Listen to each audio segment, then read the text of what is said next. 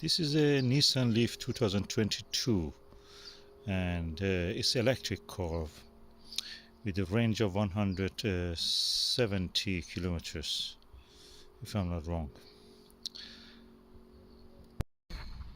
Okay, now we are sitting in the Nissan LEAF and it has a range of 150 miles, 9 miles.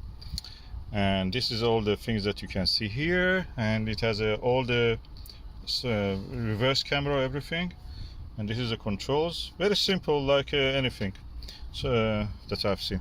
So let's just put it for the drive, and that's it. We are ready to drive. So such a lovely car. I have a lovely experience of this. I feel it's nice, it's punchy, it has enough power, very comfortable, and nice air conditioning. This is one of those days, 27 degrees now. This is heat wave in the UK, and I really love this experience.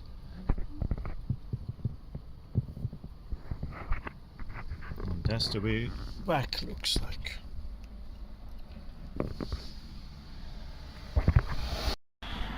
And this is dashboard. We have now used around 5 miles. This is the view from the back. As you can see, it's quite impressive and imposing on the road.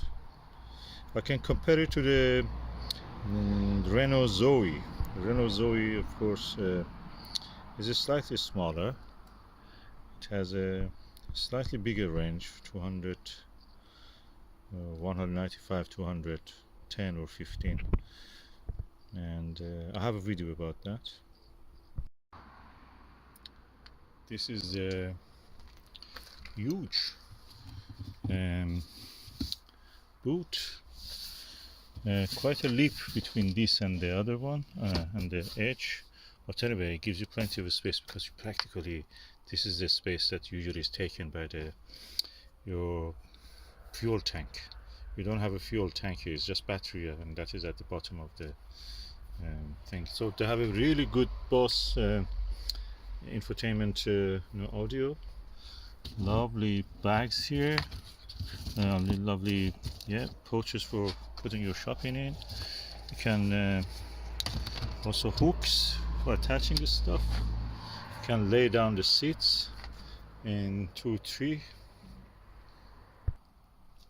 which is easy by pulling this. The seat comes down. There is a huge gap, of course, and when you lay down both of the seats, you will have a big space, kind of biggish. You have to remove this shelf, of course, good shelf. If you do that, you will have almost like a van. Of course, there is a big huge gap here. I wish that it had something like, probably this will go here to provide a shelf. I'm not sure about that. So it's quite large for the size of the car. That takes really several large suitcases. Let's sit inside and see how it is.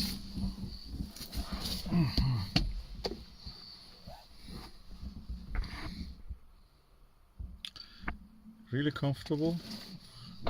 You have all control for all the windows, and the lock, and the control of the mirrors, and the charging station. You can actually press this, and the charging station pops out. You can actually pop the lid of it, comes off. Distance warning, hand warming for the wheel, steering wheel. I don't know what's this one. Charging off. This is off. The range, as I told, when I got it, was 157. I drove around a little bit, and it changed to 125, which is good. I didn't expect that. Let's just turn this on and see how it is.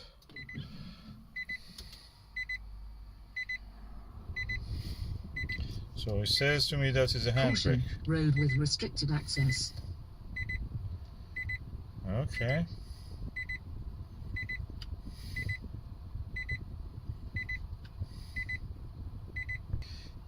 The light is telling me that the hand brake is on,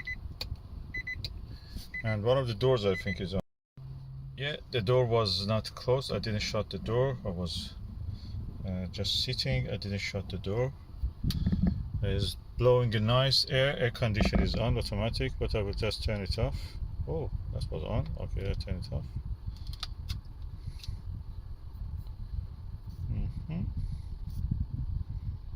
Turn off. I turned it off. Infotainment is nice. Is there anything else here? Oh, you had trip reset. You can actually reset your trip, and that is a light probably, I think. Anyway, I don't know. I have to look in the car documents. This is the mirror, as you can see here.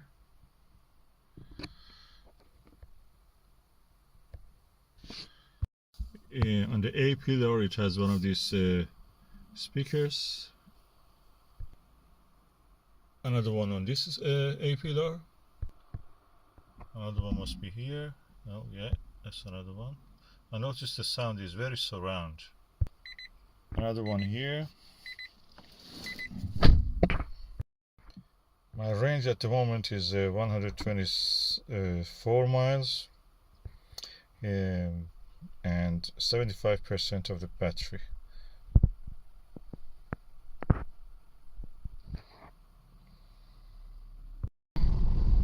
This is the Nissan LEAF and I'm driving it now. It's quite a strong, powerful, more powerful definitely than the Zoe. Really nice drive, smooth.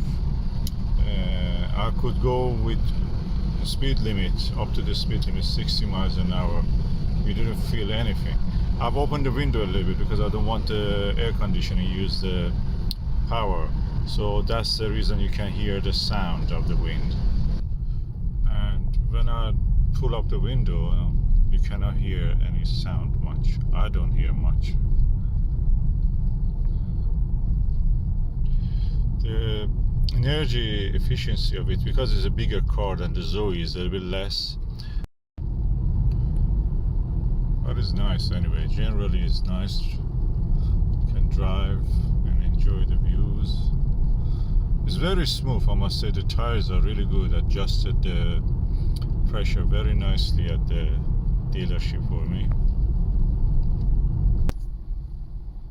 What I noticed is that there is no cruise control here. You have a speed limiter but no cruise control, and the flap for the charging also went on for a while, so that's another one of the things that I noticed in front. It was a little bit embarrassing. Probably it was loose when I last time looked at it. I didn't push it completely down, so it didn't go closed completely. Yeah, but lack of cruise control. I use the cruise control a lot, so I prefer if I had that. Maybe I have to, just learn more about this if I can find the cruise control, how it works. The speed limiter works well. Lane departure line really well. It gives you vibration. You actually feel it. It's kind of mechanical vibration just on the steering wheel, not anywhere else. Just lets you know. It easily packs and parks everywhere. In the tightest spaces I was able to park, so that was really good. Steering wheel is very smooth. That's the reason I could park in the tightest space. The surround helicopter view of all the surrounding area when you're reversing is really nice feature. You see, this is the sound you hear when you go over the lane. Let's do it again. Yeah, you can hear it again. The steering wheel is very nice and smooth. At the same time, firm. It's not loose. You feel it that it has a kind of weight and inertia of its own, but easily can take orders from you.